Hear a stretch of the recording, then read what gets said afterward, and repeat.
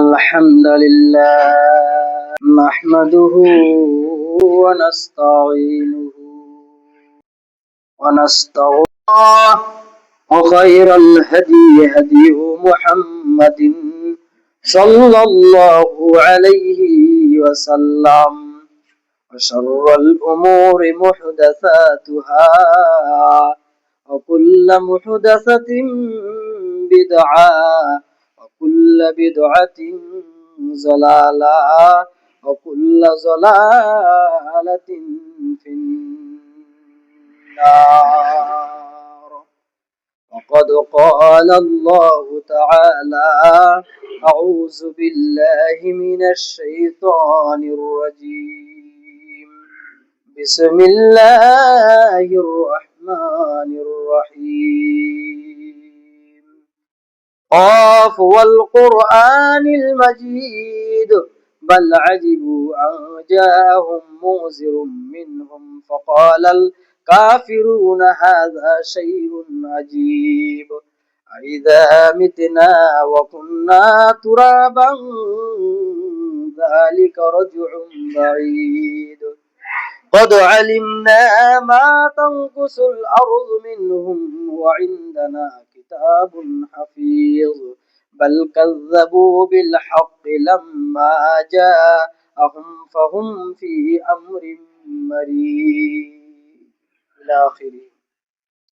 وقال الله تعالى: أعوذ بالله من الشيطان الرجيم.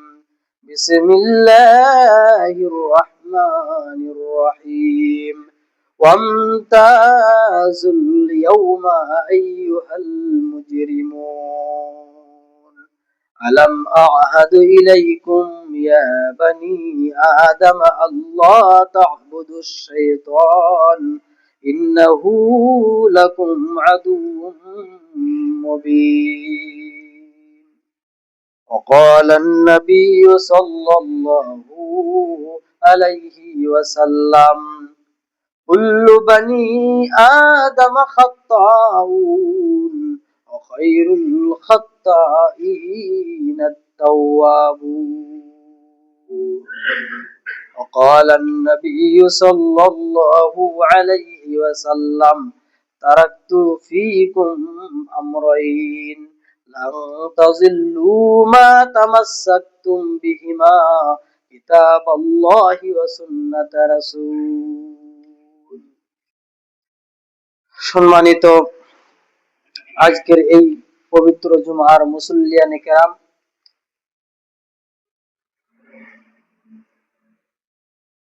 সর্বপ্রথম সেই মহান আল্লাহ তাবারক ওয়া তাআলার প্রশংসা আদায় করব, যে মহান আল্লাহ তাবারক ওয়া তাআলা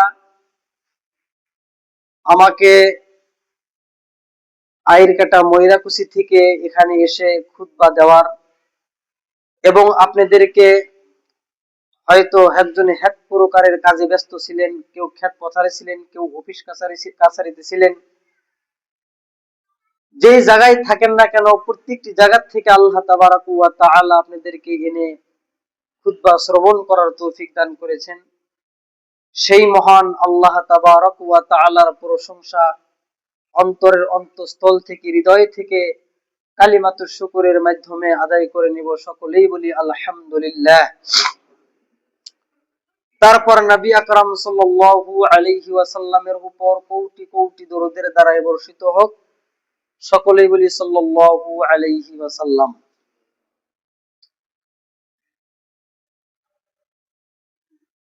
যাই হোক, অনেকদিন আগে হয়তো আপনাদের এখানে আসছিলাম, তো আল্লাহ তাবারক ওয়া তাআলার তৌফিকে আবার হয়তো আজকে এখানে খুতবা দিতে পারতেছি। তো আপনাদের সম্মুখে যে আয়াত পেশ করেছি এবং যে হাদিসটি আমি পেশ করেছি, ইনশাআল্লাহ এই আয়াতের তরজমা ও তাফসীর এবং হাদিসের তরজমা ও তাফসীর করে ইনশাআল্লাহ আমি আমার বক্তব্যকে এগিয়ে নিয়ে যাব এবং ক্ষান্ত করব। মা তৌফিকি ইল্লা বিল্লাহ। যে আয়াতটি আপনাদের সম্মুখে বলেছি সেই আয়াতটি হলো আপনার সূরা ইয়াসিনের একটি আয়াত, যে আয়াতটির ভিতরে খুবই গুরুত্বপূর্ণ কথা রয়েছে। প্রশ্ন আসতে পারে, তাহলে পুরা কোরআনটা কি গুরুত্বপূর্ণ নয়? পুরা কোরআনই গুরুত্বপূর্ণ। তারপরেও কোন জিনিসটা মানুষের সাথে বেশি ফিট খাবে, কোন জিনিসটা কোরআনের ভিতরে কোন আয়াতের তাফসির গুলো মানুষের জীবনে বেশি মূল্যবান হবে, বেশি মানুষকে উপকৃত করতে পারবে, তো সেই জন্য এই ক্ষেত্রে এই আয়াতটা খুবই গুরুত্বপূর্ণ। এই আয়াতটির তরজমা তাফসির বলার আগে একটি কথা বলে নেই, সেটা হলো এটাই যে পৃথিবীতে আমরা আমল তো করি, ইবাদত তো আমরা করি,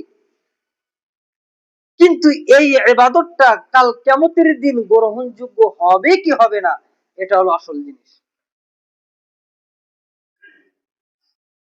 অনেকেই তো এক্সাম দেয়, পেড়ে তো অনেক মানুষ পরীক্ষা দেয়, সকলেই ভালো স্টুডেন্ট, ভালো ছাত্র, ভালো মাস্টার, কিন্তু ওখানে গিয়ে কিছুগুলো মানুষ সফল হয় আর বাকি মানুষগুলো ব্যর্থ হয়ে যায়। কেননা ও যেভাবে লিখেছে, যেভাবে এক্সাম দিয়েছে, এটাই হলো ওই উপরে লেভেলের যে কর্তা রয়েছে তাদের নিয়াত অনুযায়ী এবং তাদের যেটা মত, সেই মত অনুযায়ী, সেই জন্য তারা সফল। আজকে এই যে জুমার দিন আমরা আসি, যাই, 5 ওয়াক্ত নামাজ পড়ি, যাই, নামাজ তো ঠিকই, কিন্তু অহংকার হিংসা দিয়ে জর্জরিত, বিদআত আমল দিয়ে জর্জরিত। তো আসল কথা হলো এটাই যে আল্লাহর ইবাদত তো আমরা পৃথিবীতে করি, তো এই ইবাদতটা কিয়ামতের দিন শ্যালোর মতো হয়ে, জাহাজের মতো হয়ে সমুদ্র পাড়ি দিয়ে আমাদেরকে নিয়ে পার করতে পারবে কি পারবে না, এটা হলো আসল কথা। কথা বলতে তো শুধু অনেক কথা বলা যায়, এত কথা বলেই বা কি করব? কারণ আমরা শুনি, শোনার সাথে সাথে যখন মসজিদ থেকে বেরিয়ে যাই সব ভুলে যাই। এটাই হলো মানুষের অভ্যাস, কিন্তু মুমিনদের অভ্যাস এটা না। এই যুগে মানুষকে যদি প্রশ্ন করা হয়, ভাই তোমাদের এই গ্রামে মানুষ কয়জন, বলবে 500 জন। ফজর ওয়াক্ত কয়জন মসজিদে, বলবে 10 জন। রসুলের জামানায় যদি প্রশ্ন করা হতো, ভাই আপনাদের এই এলাকায় ঘর কয়টা, 200টা, মানুষ কয়জন, 200 জন। এটাই ছিল। আমার ভাইয়ের, আমার বন্ধুরা, তো যাই হোক, আল্লাহ রাব্বুল আলামিনের ভয় দিলের ভিতরে রাখা হলো 1 নাম্বার জিনিস। যেই অবস্থায় থাকেন না কেন, যেটাই আপনি করেন না কেন, ইত্তাকুল্লাহ, দিলের ভিতরে আল্লাহর ভয় রাখতে হবে, কিয়ামতকে স্মরণ করতে হবে। এইভাবে যে জীবনটা আমরা অতিবাহিত করতেছি, জীবনের পর জীবন চলে যাচ্ছে, মৃত্যুর একটা করে দিন চলে যায়, মৃত্যুর একটা করে দিন এগিয়ে আসে, একটা করে সেকেন্ড চলে যায়, মৃত্যুর একটা করে সেকেন্ড এগিয়ে আসে। ঈদের 2 দিন আগে আমরা লাফালাফি বাজিয়ে দেই, আনন্দে আনন্দিত হয়ে যাই যে 2 দিন পরে ঈদ, কবে আসবে, কবে আসবে, আসবে না কেন। বা খাস করে যখন আমরা মাদ্রাসা বা কোনো ইউনিভার্সিটিতে পড়াশোনা করি, তো বন্ধের 2-3 দিন আগে আমাদের মন আর ওখানে টেকে না, যে কেন দিন যায় না, কেন দিন যায় না, কবে ওই দিনটা আসবে, কবে সোমবার আসবে বা কবে মঙ্গলবার আসবে, আমরা বাড়ির দিকে রওনা হব।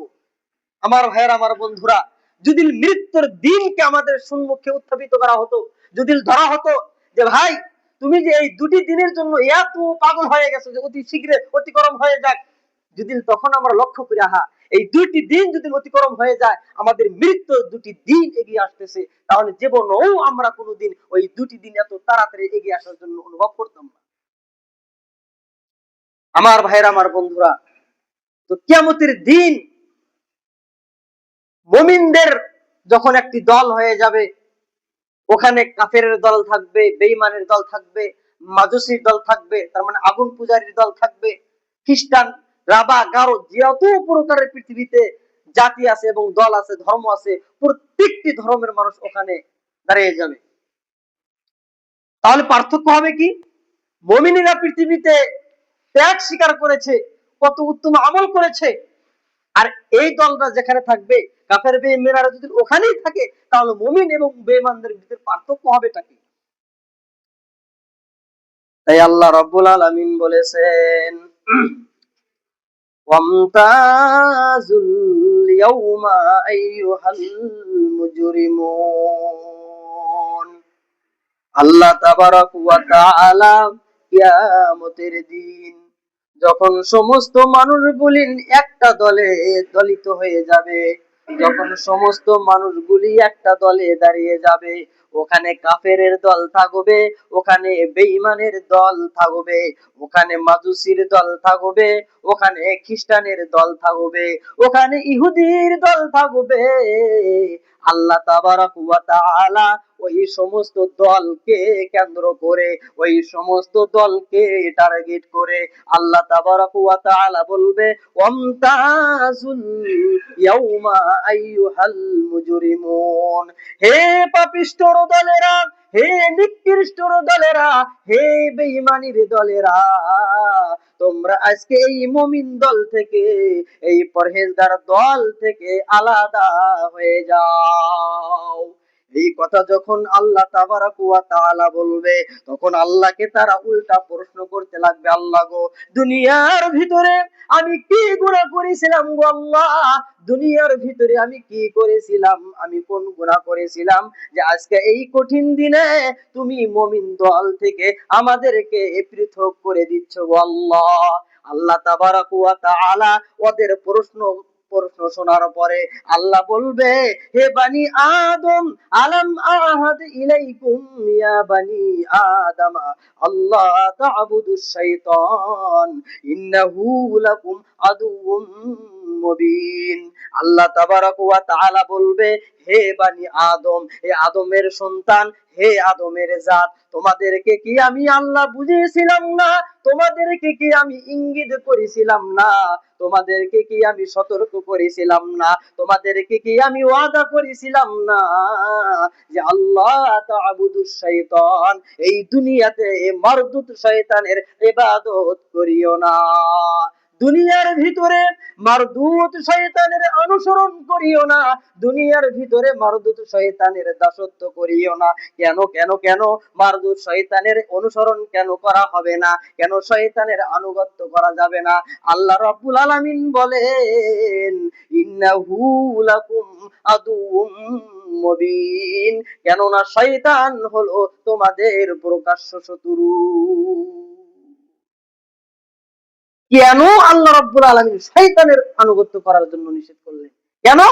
কারণ একটা কথা বুঝাই, দুনিয়াতে যদি কোনো মানুষের মানুষ শত্রু হয় এবং জানের দুশমন হয়, হতে পারে আপনাকে পিছন থেকে হানা মেরে আপনাকে দুনিয়া থেকে শেষ করে দিল, তো আপনার ঈমান ঠিক আছে, তো দুনিয়াটা আপনার জন্য নষ্ট হলো, হয়তো আরো 4 দিন 5 দিন কিংবা 1 বছর কিংবা 10 বছর আপনি বাঁচতেন, ওই বাঁচাটা হয়তো আপনি বাঁচবেন না, দুনিয়া থেকে ইন্তেকাল করলেন, কিন্তু আখিরাত তো আপনি ঠিক থাকলো।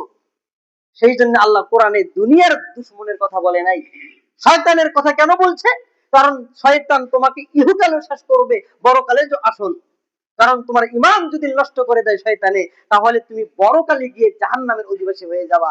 সেই জন্য আল্লাহ বলেছে, ইন্নাহু লাকুম আদুউম মুবিন, শয়তান হলো খুল্লাম খুল্লা প্রকাশ্য দুশমন তোমাদের, অতএব শয়তানের অনুসরণ পৃথিবীতে করা যাবে না।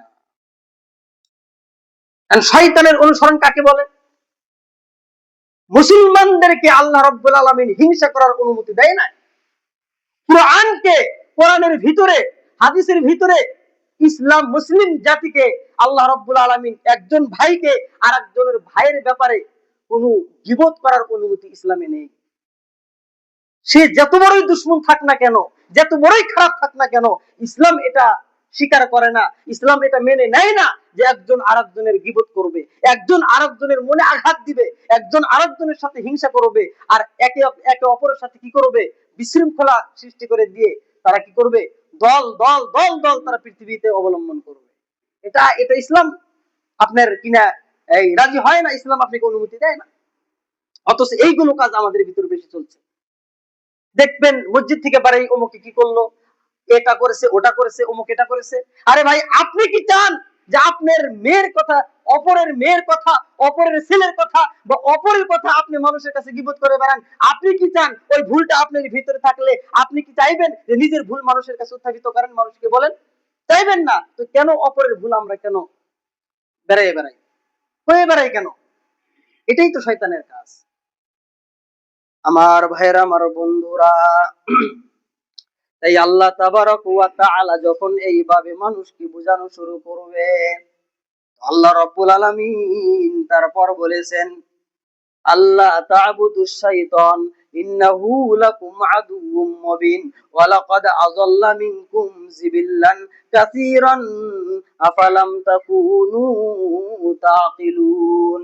আল্লাহ তাবারক ওয়া তাআলা সেই দিন তাদেরকে বলবে, হে বানি আদম, তোমরা কি পৃথিবীতে জ্ঞান রেখেছিলাও না? তোমাদের বিবেক পৃথিবীতে ছিল না? তোমাদের কি জ্ঞান ছিল না যে তোমাদের পূর্বে তোমাদের মধ্য থেকে অনেক মানুষকে শয়তান প্রবঞ্চনার দিকে নিয়েছিল, শয়তান পথভ্রষ্ট করেছিল, শয়তান সমস্ত মানুষকে সে খাসিরিনের ভিতরে নিয়েছিল।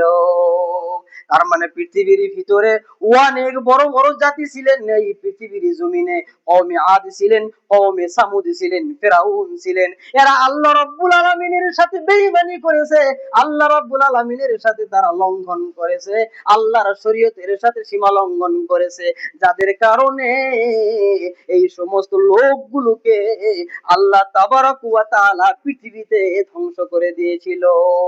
কওমে আদকে, কওমে সামুদকে আল্লাহ এত শক্তি দিয়েছিল, তারা এই যে হাতের উংলিতে আল্লাহ এত শক্তি দিয়েছিল। কোরআনের আয়াত আল্লাহ বলেছেন যে তারা বিশাল বড় বড় পাহাড়ের ভিতরে যে পাথরগুলি রয়েছিল, ওই পাথরগুলো তারা খামসায়ে খামসায়ে তারা পৃথিবীতে মূর্তি বানিয়েছিল, তারা পৃথিবীতে মূর্তি রূপণ করেছিল, আর ওই মূর্তির তারা দুনিয়াতে সিজদা করেছিল। আর তারা বলেছিল যে এই দুনিয়ার ভিতরে আমরাই হলাম রাজা, আমরাই হলাম আল্লাহ, আর পৃথিবীতে আমাদের ব্যতীত আর কোনো আল্লাহ নাই, আমাদের ব্যতীত আর কোনো খোদা নাই। তারা আসমানের দিকে আল্লাহ ছিল বলে আসমানের দিকে তীর মারতো, আর তীর মারার পরে আল্লাহ রাব্বুল আলামিন তাদের ওই তীরের আগালে, তীরের আগ ভাগে আল্লাহ রাব্বুল আলামিন একটা রক্ত লাগিয়ে দিতেন অল্প, আর রক্তটা যখন তীরটা আবার নিচের দিকে পড়তো, তারা মনে মনে মনে মনে ভাবতো, তাহলে আমরা আল্লাহকে তীর মেরেছিলাম, তাহলে এই তীরটা আবার পড়ে গেল, এই তীরের আগায় রক্ত রক্ত দেখতে পারলো, যার কারণে তারা বলেছিল এই দুনিয়াতে একটা শক্তিশালী ছিল, সেটা হলো আল্লাহ, আমি আল্লাহকে তীর মেরে দিলাম, আল্লাহ পৃথিবী ছেড়ে দুনিয়া থেকে চলে গেল। তাহলে এখন আমরাই আল্লাহ, পৃথিবীর জমিনে আমরাই খোদা, পৃথিবীর জমিনে আমরাই রব, আমাদের ব্যতীত পৃথিবীতে আর কোন রব হবে না, হবে না। এই জন্য আবার কওমে আদ কওমে সামুদকে আল্লাহ তাবারক ওয়া তাআলা একটা উট দিয়েছিল, ওই উটটাকে হত্যা করার কারণে আল্লাহ দুনিয়া থেকে তাদেরকে ধ্বংস করে দিয়েছিল। সেজন্য আল্লাহ বলছেন, বান্দারে, হে বানি আদম, হে আদমের জাত, তোমাদের কি আকল বিবেক পৃথিবীতে ছিল না?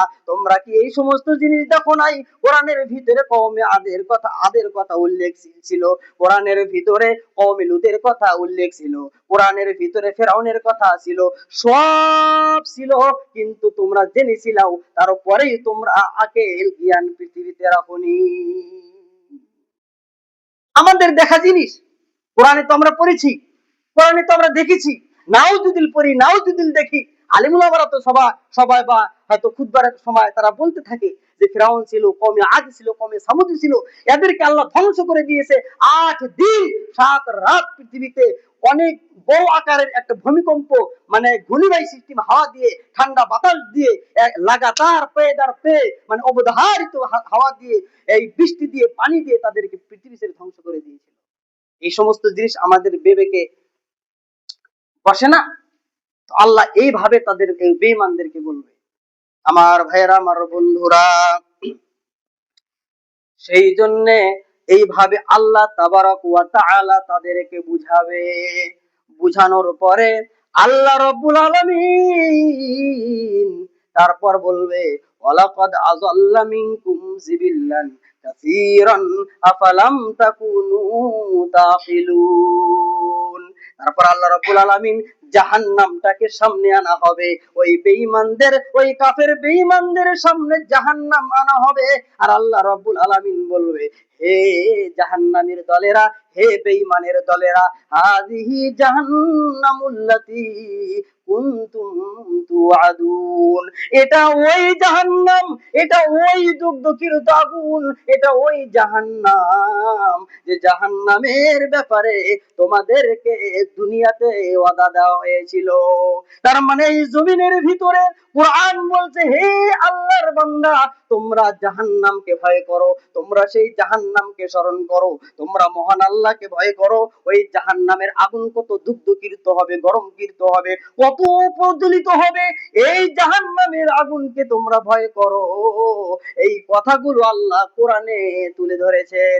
আল্লাহ রাব্বুল আলামিন কিয়ামতের দিন জাহান্নামটা সেই পাল্লার মতো, গাবলার মতো, যেরকম গাবলার ভিতরে ভাত নিয়ে পানি নিয়ে এখান থেকে ওখানে নেওয়া যায়, ওখান থেকে ওখানে নেওয়া যায়, ওইভাবে করে করে কিয়ামতের দিন জাহান্নামটা যখন জাহান্নামী ব্যক্তিদের সামনে আনা হবে, তখন ওই সমস্ত জাহান্নামী ব্যক্তিরা ওই জাহান্নামটা দেখে হতভম্ব হয়ে যাবে, তারা বেকুল হয়ে যাবে। আল্লাহ বলবেন, হে বেঈমানের দল, হে নিকৃষ্টর দলেরা, এই যে হাযিহি জাহান্নামুল্লাতী, এটা হলো ওই জাহান্নাম যে জাহান্নামের কথা তোমাদেরকে ওয়াদা দেওয়া হয়েছিল। আমার ভাইয়ের, আমার বন্ধুরা, যেই দিন সামনে এনে ফেলবে, যেই দিন জাহান্নাম সামনে এসে হাজির হবে, তখন উপায়টা আমাদের কি হবে বলেন? সাধারণত রৌদ্রের অল্প তাপ আমরা সংবরণ করতে পারি না, নিজের শরীরের ভিতরে ক্যাপচার করে রাখতে পারি না, সহ্য হয় না। গরমের দিন তো আরো, ফ্যান ছাড়া আমাদের চলে না, এসি ছাড়া চলে না। আর সেই কিয়ামতের দিনের যেটা সংকট সময় হবে, সেই কিয়ামতের দিন, সে প্রলয়নের সময়, তখন কতটা কষ্ট হতে পারে অল্প চিন্তা করেন। আমার ভাইয়েরা, আমার বন্ধুরা, যখন জাহান্নাম আনা হবে, আর জাহান্নামের কথা আল্লাহর নবী হাদিসে বলেছেন, ইউতা বি জাহান্নামা ইয়াউমাল কিয়ামাতি ৭০ আলফা জিমামিন মা কুল্লি জিমামিন ৭০ আলফা মালাকিন ইয়াজুরুনাহা।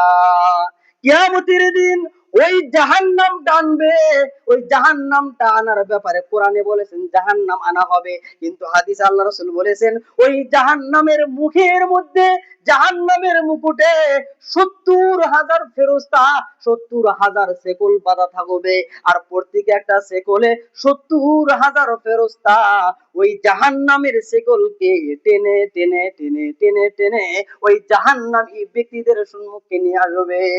এইদিকে জাহান্নামীরা যখন জাহান্নামের আগুনগুলোর দিকে নজর করবে, ভাইরা আমার, মায়েরা, তখন ওই জাহান্নামের আগুন তর্জন দেখাবে, জাহান্নামের আগুন গর্জন দেখাবে, জাহান্নামের আগুন হু হু আওয়াজ করবে, গর্জন করবে।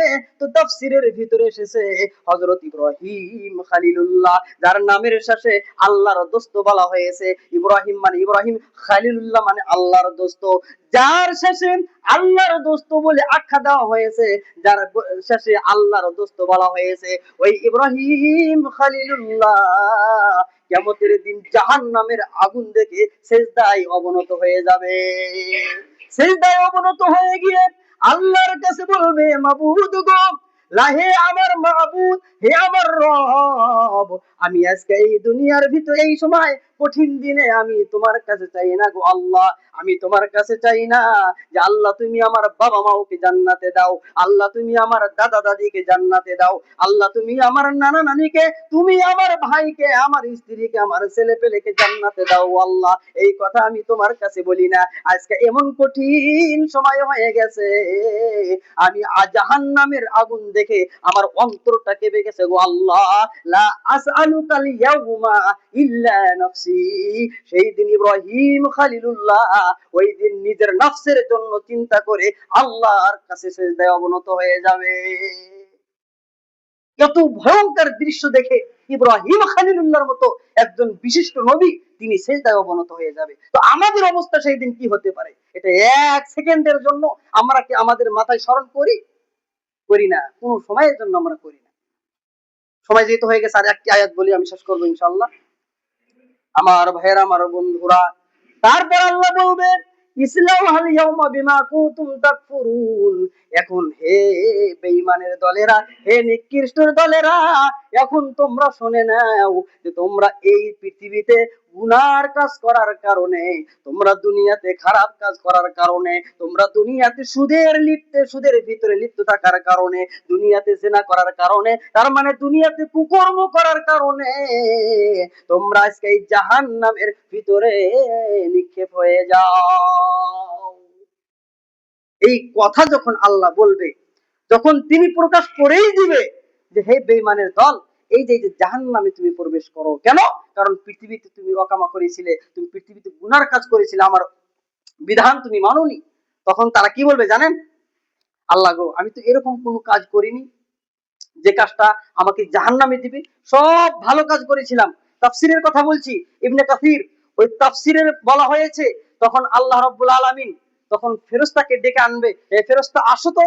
যখন ফেরেশতা আসবে, মানে কোন ফেরেশতা? কিরামান কাতিবিন, যে ফেরেশতা কাঁধে থাকে আর প্রত্যেকটি মানুষের আমলনামা, খারাপ আমল এবং ভালো আমল লিখে রাখে, ওদেরকে ডাকা হবে যে আসো। তখন তারা আসবে, আসার পরে বলবে এই লোকটা যে কথাগুলো বলছে সেটা মিথ্যা না সত্য? তখন ফেরেশতা বলবে তুমি যে এই যে দুনিয়ার ভিতরে অমুক দিন এই কাজটা করেছিলে, সত্য না মিথ্যা? বলছি মিথ্যা, আমি করিনি। তখন তারা কি বলবে জানেন? আল্লাহকে বলবে আল্লাহ, তোমার ফেরেশতা আমার বিপক্ষে মিথ্যা আবুল তাবুল বলে আমার নামে আমলে তারা বিপদ পয়দা করেছে গো আল্লাহ। ফেরেশতারে তারা মিথ্যা অপবাদ দিবে, ফেরেশতার কথা তারা মিথ্যা বলবে। তখন আল্লাহ রাব্বুল আলামিন, আমি শর্টকাট করছি, আল্লাহ রাব্বুল আলামিন তখন তার মুখে মোহর মেরে দিবে, তখন তার মুখটা সিলাই করে দেওয়া হবে।